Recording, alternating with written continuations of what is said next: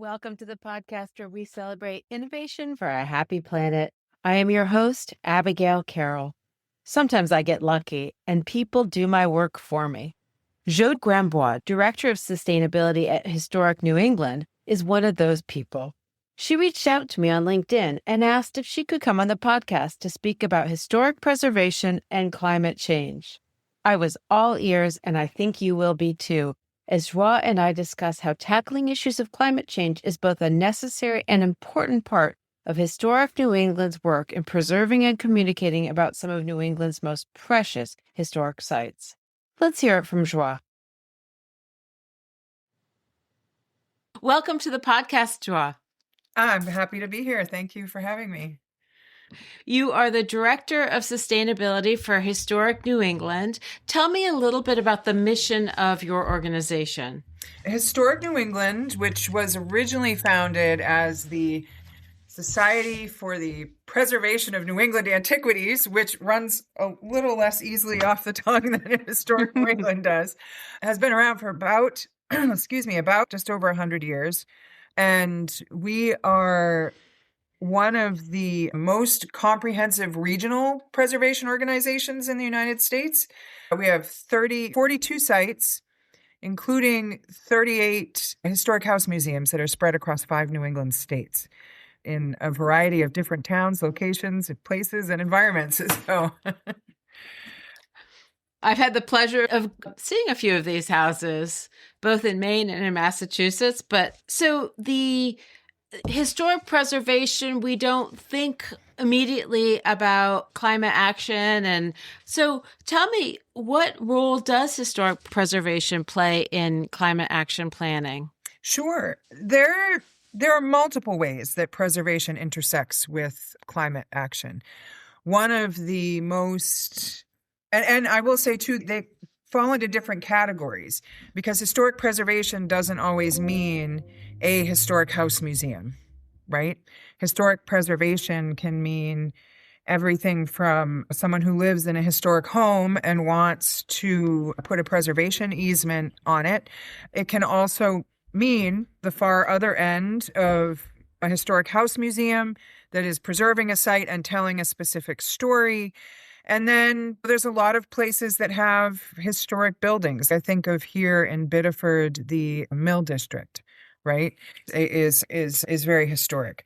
And so historic preservation plays a couple of roles. In the broader definition of preservation, there is the idea that using the buildings that we have is better in a lot of cases than building a new building. In fact, there's a great phrase that I believe was coined by Carl Elefante, who wrote Going for Zero, which is all about the built environment and climate change, that the greenest building is the one that already exists. And the Biddeford Mills are a great example of that, right? We have this huge mill complex with multiple buildings that have already been built. Energy has already been put into constructing them. And over the past decade or so, a lot of them have been converted into apartments or in some case condominiums, and also space for businesses. And so being able to preserve those structures and repurpose them for something new rather than tearing them all down and building a completely new building, which is really emissions intensive, which should probably explain a little bit about what embodied carbon is. That's the embodied carbon is the amount of energy and emissions that has gone into creating something, right? And that applies to everything from our phones to buildings. And so if you can repurpose something, then those emissions, which hopefully only happen once, right, in creating that object, aren't released again. You are able to keep the building. When we look at historic preservation in the context of historic house museums, or other structures that are used as a museum or education format, I see that as two parts. We, of course, want to make sure that the sites we have preserved stick around for a long time. And in a lot of cases, many of those sites are threatened by things like sea level rise or increased storms or stormwater runoff. And there's that part of it, wanting to protect the sites. But historic sites also have a really unique opportunity in terms of climate education, and that they are in a great place to be able to talk about change over time and to be able to, if you're taking someone on the tour of a landscape, you can talk about how the shoreline has changed or how there are invasive species that have come in that are impacting the landscape. And in some cases, not even having to mention climate change, right? You can talk about that change over time in what feels for attendees at the site like a completely normal conversation, right? So I think, and I would say that's broader to museums and cultural institutions in general, but I think historic preservation organizations, particularly those that have historic sites, have a really unique opportunity to talk about climate change and to educate without, we don't necessarily even have to be that direct about it in terms of saying Right. It's not, climate change. you're not being didactic because it's just an obvious conversation. Right, The shoreline was right. here and now it's here. Right, exactly. I do want to kind of needle a little bit around this idea of the encapsulated carbon of an old current dwelling is of more value, is more eco-friendly than a new house, because I do think there's lots of people who would argue, despite the carbon footprint of demolishing and rebuilding, that a new sustainable house, maybe let's say it's made of bamboo, or let's say it's got massive insulation and it consumes less energy to heat or to cool. Is there an argument? Is that a real argument, or is it always, is it pretty much rule of thumb that if you better insulate an old house, or you can make updates on the existing structure that make it comparable for the next 50 years out in terms of energy usage? Sure. And total encapsulated carbon. Sure. Some of that depends on the building size. I mentioned Carl Elefante earlier. He talks about, and this is looking at much bigger buildings than a house, right? The example he uses is a skyscraper. And I believe the example he used was the Empire State Building as the old building versus building something completely like a new high rise. When a new high rise is built, like brand new, and it has all this glass on the outside that's super insulating and all of that, versus the Empire State Building, which was built early in the 20th century.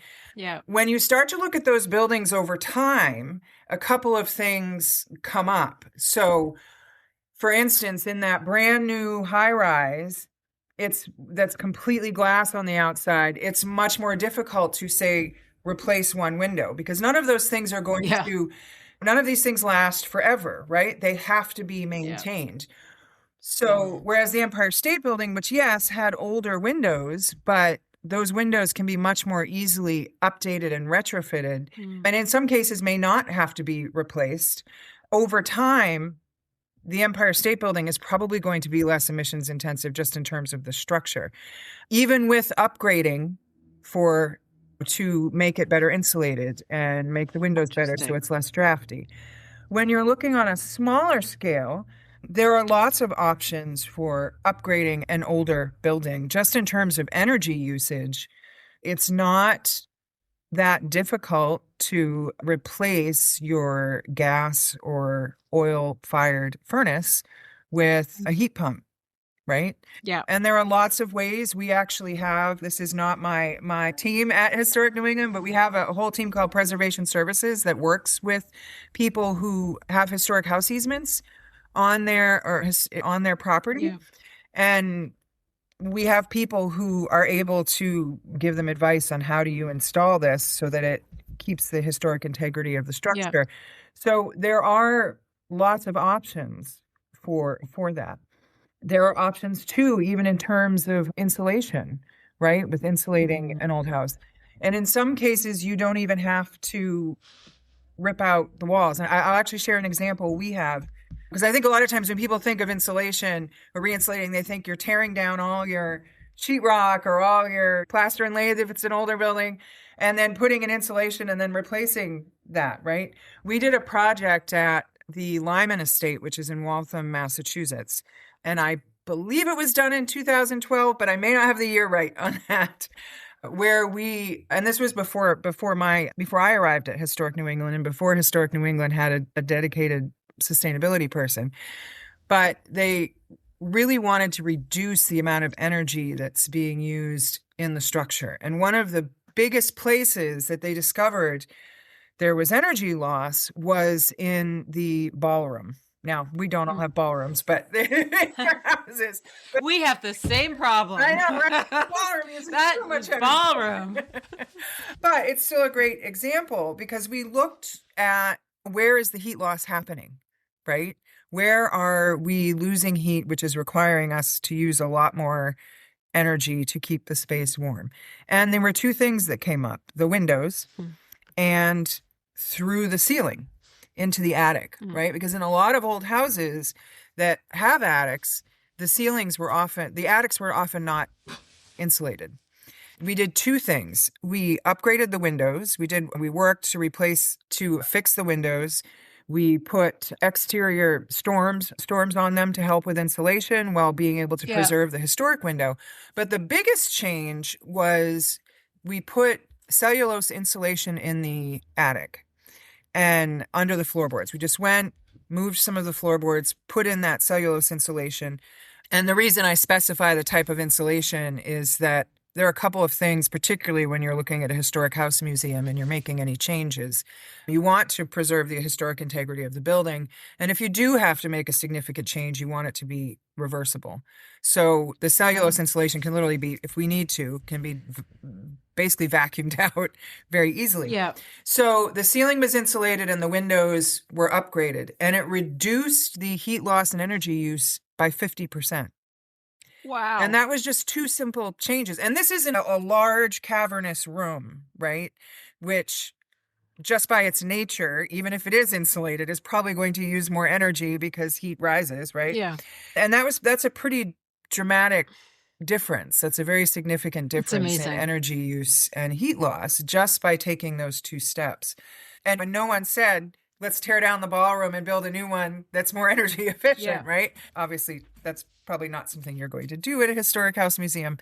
But it was just a great example of how you can take some fairly simple steps to increase the energy efficiency to help retain heat without having to spend thousands upon thousands of dollars or rip out your walls.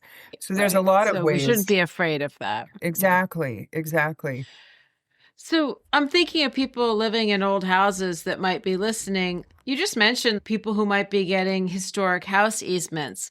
What is a historic house? Like, how do you define that? Is that a house that's 100 years old, or is it the nature of the community that it's special in some way? Like, how would one determine whether they could actually get a historic?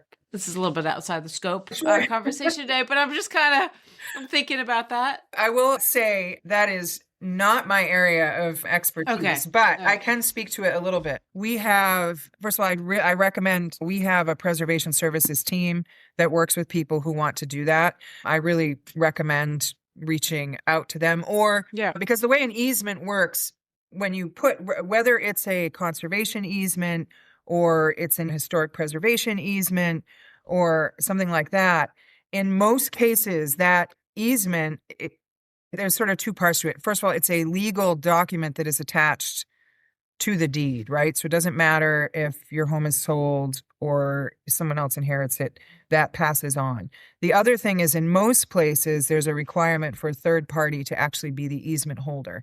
And that is I think is done mainly to prevent, if it changes hands, someone just updates the deed and removes the easement.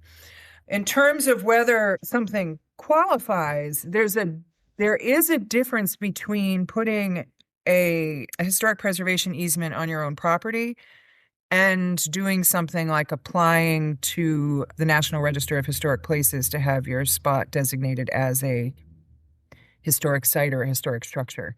So they're very different. They're different things and they have different qualifications. Often with the easements, it's not always about necessarily the interior as much as it is about the exterior. And people will want to preserve them for a variety of reasons. They might know the history of the site and know that it has some historic significance. They might, if they're already in a historic district, there's probably already some kind of regulations around what they can and can't do to the exterior of their house. But an easement might add an extra layer of protection.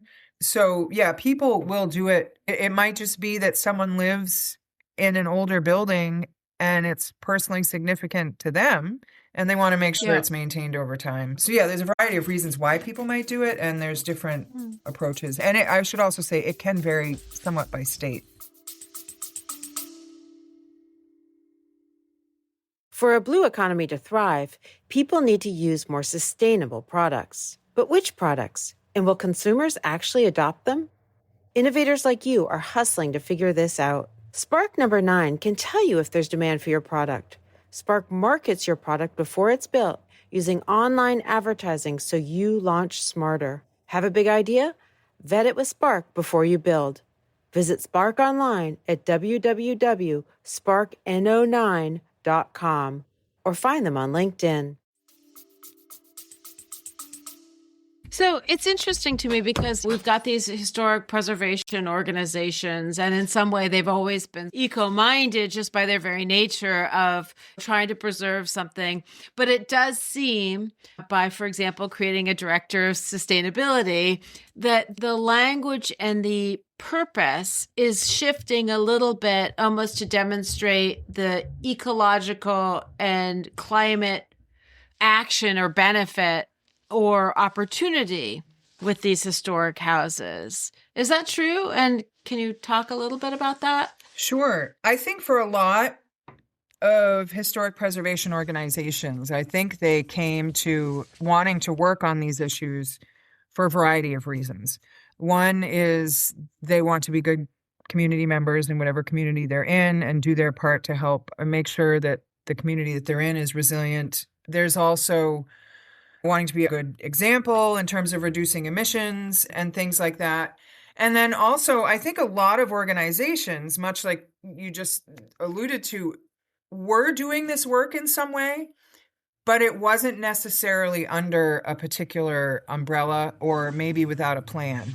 So I can give, for example, with Historic New England, our climate work really, it started in resilience because we were noticing, and I'll give an example in Maine, and I don't 100% remember when this was done, in part because it was done before I arrived. But we received a grant a number of years ago to look at the gutter capacity of our buildings in Maine, of our sites in Maine. And that doesn't sound very exciting on the surface. Yay, gutters. But we had noticed that they were overflowing, and it was creating issues because the water was not being guided away from the buildings. And when we first started to look at it, we really thought that it was going to be a gutter capacity issue. And it actually turned out it wasn't so much the gutters as much as it was the downspouts, which were only about an inch in diameter and designed for a time when we received a whole lot less rain. And so we have these crazy rainfalls. Right, exactly. And so it couldn't keep up. And so what we ended up doing is, once the study was complete and we realized this, we upgraded some of the gutters, which was done in a variety of ways because the gutters were all very different. Some of our buildings still have wooden gutters, and those have to be made by hand. There's not a wooden gutter shop. You can go and buy them. And we increased the size of the downspout, and it made a huge difference. And it was so significant. In fact, there's a white paper on our website about it so that other people can reference it and look at what they can do with their houses. So resiliency played a big role in it. So we have sites, like I said, across 5 New England states: Maine, New Hampshire, Massachusetts, Connecticut, and Rhode Island. And in Massachusetts, we have a building in Boston called the Otis House that is subject to a program called, because of its size, because it's right at 20,000 square feet, is subject to a program in Boston called BERDO, which stands for Building Emissions Reporting and Disclosure Ordinance, or maybe it's Building Emissions Reduction and Disclosure Ordinance. And that requires buildings over 20,000 square feet in the greater Boston area to start reporting, not only reporting their emissions every year, but also, and their energy usage, but also to start meeting certain emissions guidelines or start to face what they will. You'll have to pay what's called an alternative compliance payment. And Historic New England, at the same time that was happening, a second program started in the Boston area that was put on by the Boston Green Ribbon Commission, which was a collaborative climate action planning process, which brought together organizations that wanted to be doing this work but didn't really have a place to start. And this was a low-cost option, and you went through it with organizations that were somewhat similar to you, so that if questions came up, you might be tackling similar problems together. And it was in the midst of this that the decision was made, okay, if we're going to do this work, it shouldn't just apply to Otis House. We should be applying this across all of our sites. Mm-hmm. And two, if we're going to do that, this is a bigger project than can just be attached to somebody else's job, right? Let's have facilities take care of it, or have property care manage it. And so that's how the sustainability position came about.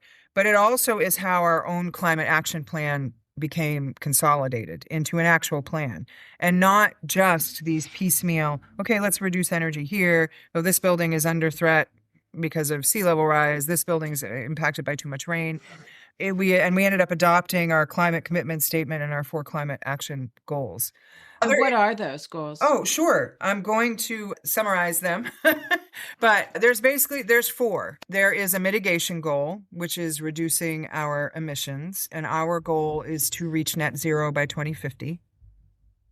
There's a resilience goal, which is working to preserve our sites, make them more resilient, while also preserving the integrity of the building, and recognizing that we have to adapt, right? Yeah. And there is a climate justice goal, which is recognizing that any actions we take are not limited to the boundaries of our site. We exist within communities, and we want to make sure that any work that we do is done in an equitable way and takes those whatever communities we're in into account.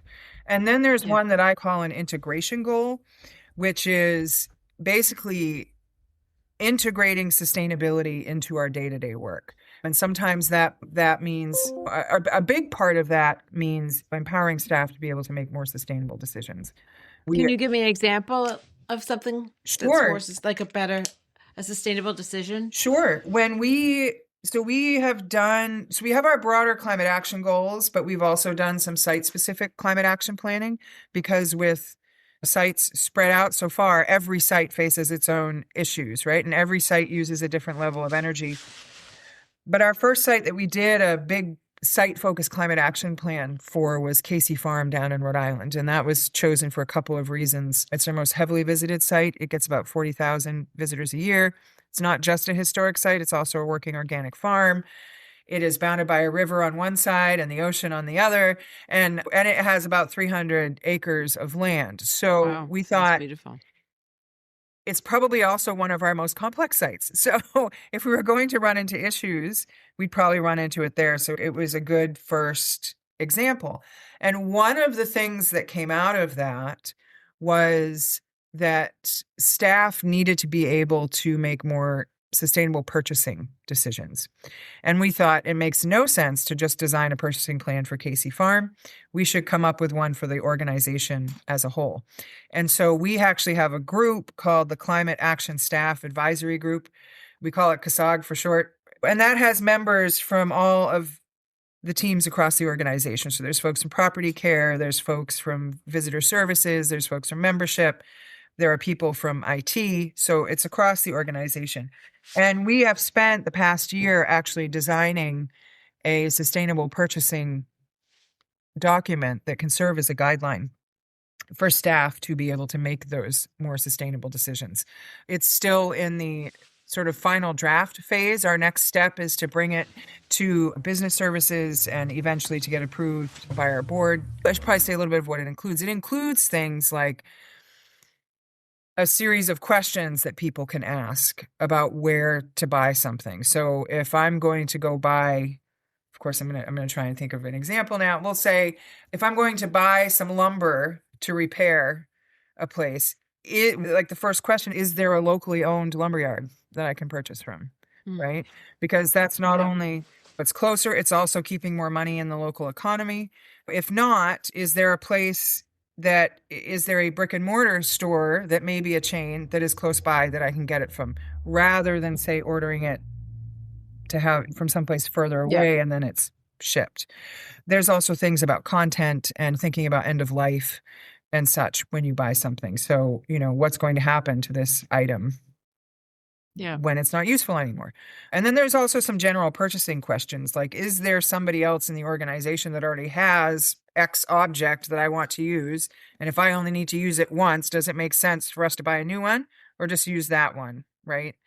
Yeah. And a lot These are all questions we should all be asking ourselves. Oh, absolutely. 100%. 100%. Because one of the other questions, is there a place we can rent this item? Right. And I think of a lot of the places in Maine that are starting things like tool libraries, where not everybody needs to go out and buy a table saw, right? Or a chainsaw, or even a mower. If there's a place you can go and borrow it or rent it for a day and then bring it back and somebody else can, then you have multiple people using one mower or one table saw or one hedge trimmer or whatever, as opposed to everybody owning one.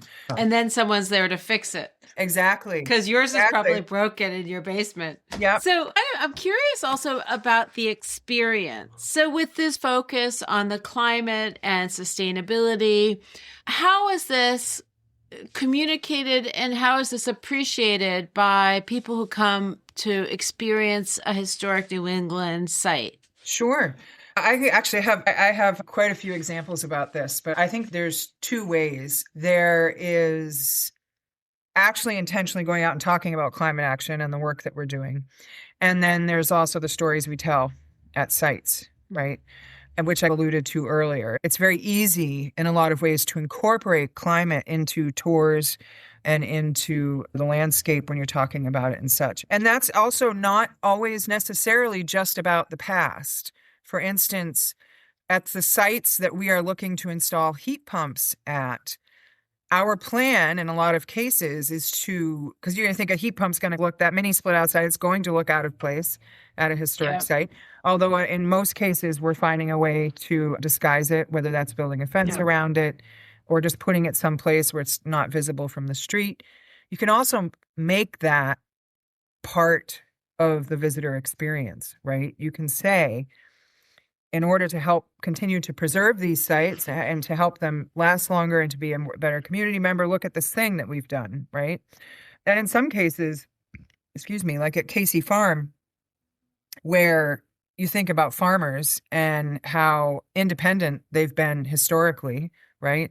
And you can ask the question, if something like solar panels or heat pumps had been available to a farmer back then, would they have done it? And the answer is, yeah, most likely, because it would have allowed them to continue to have that independence.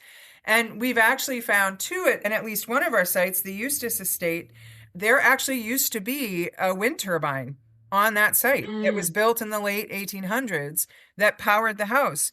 Now, granted, you could only do this if you were wealthy, but the location, while electricity was often being installed in urban areas, the lines didn't reach out to these larger country estates.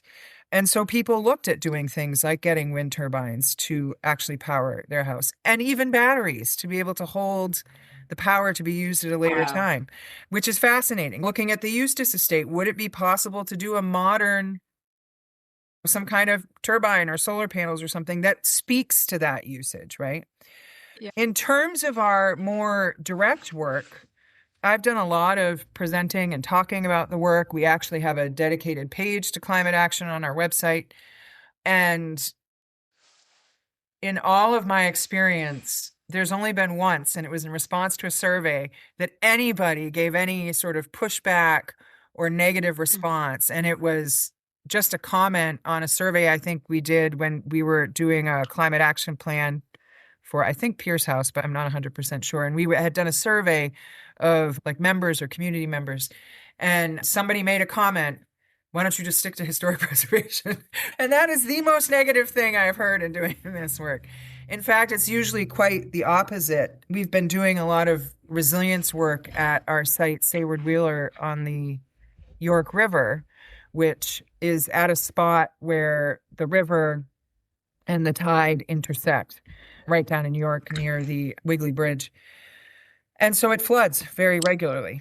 And it was one of our sites that was on a top list to start doing some resilience work and resilience planning to be able to protect it from sea level rise.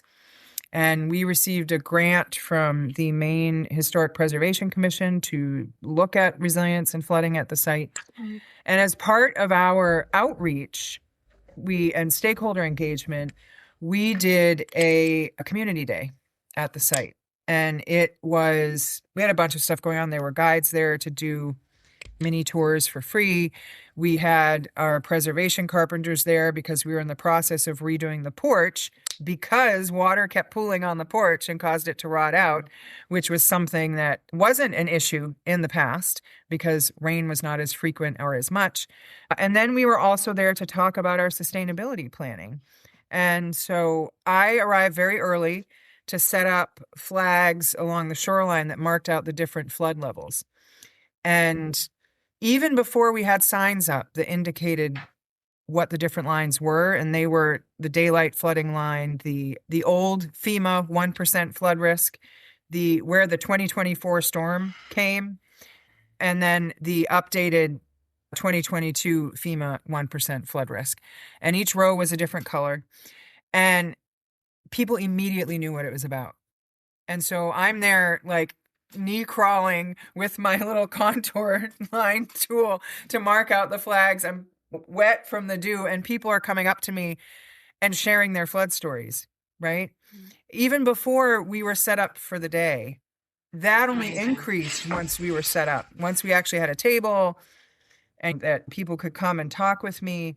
I was there to talk about our sustainability work, but I spent probably about half my time just listening to people talk about their flood experiences, people who experienced Katrina, people who experienced Sandy in New York. For people who might be listening who don't know, York is a big tourist town in southern Maine, so you get people from all over the place.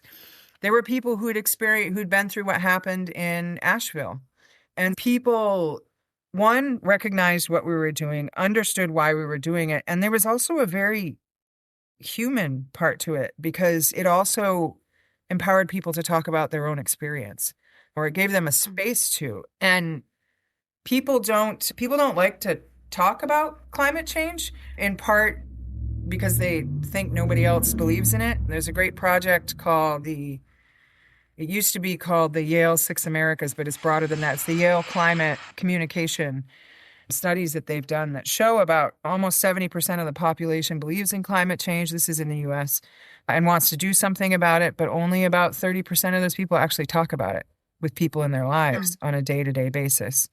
And we can't do anything about what we don't talk about. But the main reason people don't talk about it is they assume other people don't care. And so I think when you are willing to talk about it, at least in my experience, has been that people are very supportive. They like to see that we're doing this work. In some cases, they have a personal, in terms of a specific site, they have a personal attachment to that site and they want to see it be around, so they're supportive.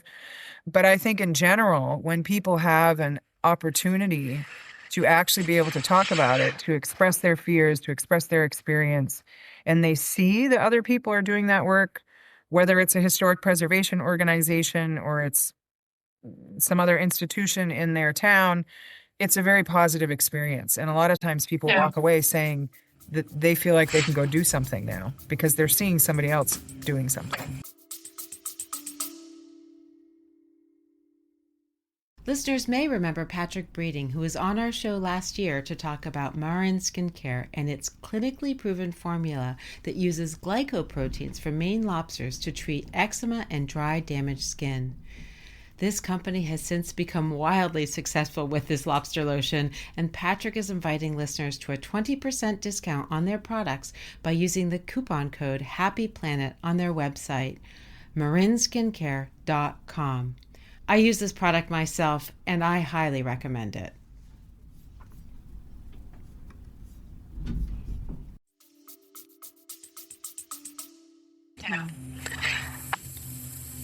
I think it keeps these historic places relevant to have this discussion. You don't want to turn into an anachronism, some relic. Yeah. And by having these discussions, it seems to me you're relating to the future and to the present. Yeah. One of our sites down in Boston, Pierce House, we actually have a lot of journals from the Pierce family, and they note in a lot of them what the weather was. And so we do a lot of work with students there, our site director does, and they can reference those old journals, right? And say, this is what Pierce experienced. What are you experiencing now? So you're literally using the past as a way to have a conversation about things that are happening right now. Yeah, amazing. So what brought you to this mission? How did you get started in sustainability and historic preservation? Which came first? The sustainability part. I've always been an environmentalist. I was brought up in a family that was very concerned about the environment and also wasn't afraid to talk about big issues at the dinner table. So it was sometimes a topic of discussion. My father was a civil engineer and did a lot of landfill inspections and things, sometimes some of which I tagged along to. This was the 80s. They would probably never allow somebody to bring their kid on a landfill inspection these days, but it wasn't done occasionally then. And I just remember seeing the massive amount of waste and being like, just thinking about the impacts of that. And then also I grew up at a time just not too long after the Clean Air and the Clean Water Acts were passed, and actually living through being able to see what a powerful impact those both had on the environment. Rivers were literally catching on fire at one time in this country. We wouldn't have oysters if we didn't have the Clean Water Act. Right, exactly. Sure. And so I loved being in nature. Nature's always been my refuge in difficult times. But I didn't actually go to school for sustainability until I was in my late 30s. I went back to school when I was 38. I graduated in 2016 with a degree in sustainable business and environmental sustainability. And for about 6 years, I worked for a consultant an environmental consultant. We did a lot of work around the social and economic impacts of sea level rise and climate change. At the same time, history has always been something also that I was interested in. I don't think my parents ever passed a historic marker that they didn't like. We stopped at a lot of them. I spent part of my childhood in New Hampshire, and you think of those green signs that are everywhere. And I think if we saw one, we had to turn around and stop.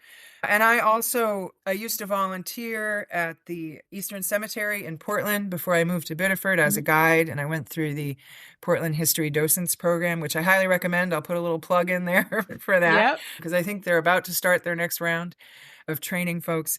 And I design my own tours, walking tours, some of which have been climate focused, but I also have a love of folklore. I do a lot around local folklore and what's the actual original story behind that folklore. And so I had a dual background in the sustainability part was the more formal education. The historic part was a little more personal training, things I learned over time. And when the consultant I was working for decided to scale things back, because it was a very small firm, I found myself looking for another position. And I saw that this position advertised for Historic New England. The position had actually been up for a while, and I thought there's no way this job is filled yet.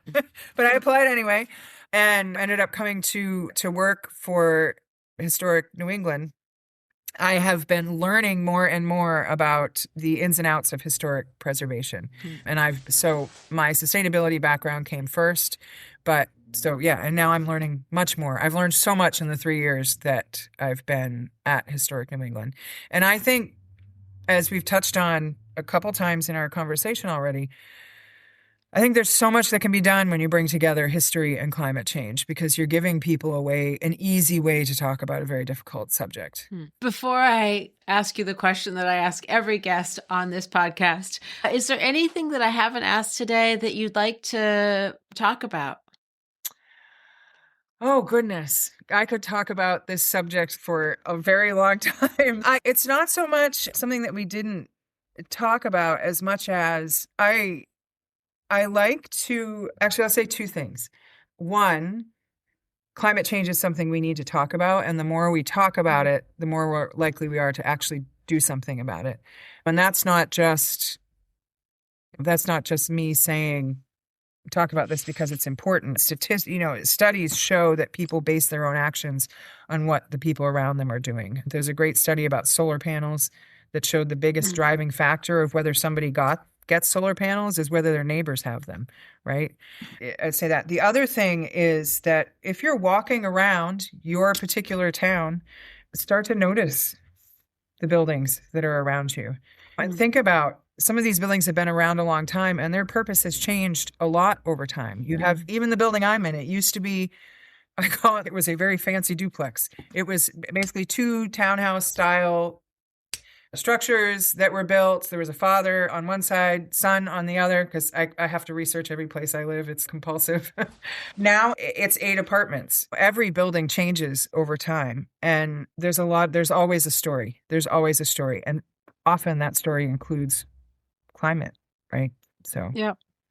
With all that you're doing in this world of sustainability and all that you've seen and all the people that you've talked to along this journey, which I think might be the biggest barometer, are you optimistic about our planet and our ability to stay ahead or be prepared for climate change? Mostly, yes. And the reason I say that is there's more and more action being taken at the local level. And I think that's what really drives change, right? Things like the Clean Air Act, the Clean Water Act, those are wonderful and amazing. And it went so incredibly far to clean up our air and our water. But neither of them would have happened if people hadn't started taking steps in their own communities, if people hadn't started caring about the pollution that was happening in their own communities. And while I think, and this is why I say mostly, while I think that in a lot of cases, we are getting started later than I would personally have liked. And a lot of that has to do with increased storms and things. People are finally recognizing that there is a real risk here, or actually, I shouldn't say recognize. I think a lot of people recognize it, but I think at the same time, it seemed abstract, right? Because they hadn't experienced it themselves yet. While we are getting started much later than I think we should have to prevent most things from happening, I think we still have a great opportunity to prevent the worst from happening. Yeah. And people are realizing that, and they're starting to do something about it. And real, lasting, deep change takes place at the personal and the community level first. Mm-hmm. It's never top down. It's always from the ground up, and that's how the broader cultural change happens too, right? Not just with climate change, but with any change. It all starts with us. Thank you so much. And thank you for reaching out and for coming on the podcast today. This was just really fascinating. And I'm delighted that you're with Historic New England and bringing this sustainability aspect to what they do. It's a great organization, and I'm honored to have you on. Thank you. I'm really grateful for the opportunity. And yeah, I will be very interested if you get what kind of response it gets. So thank you. And I've actually listened to a couple of episodes and I've really enjoyed them. So I think thank you. What you're doing is great too. You're making this very personal, right? With a lot of the guests that you've had on. And I think that's important. I'm just going to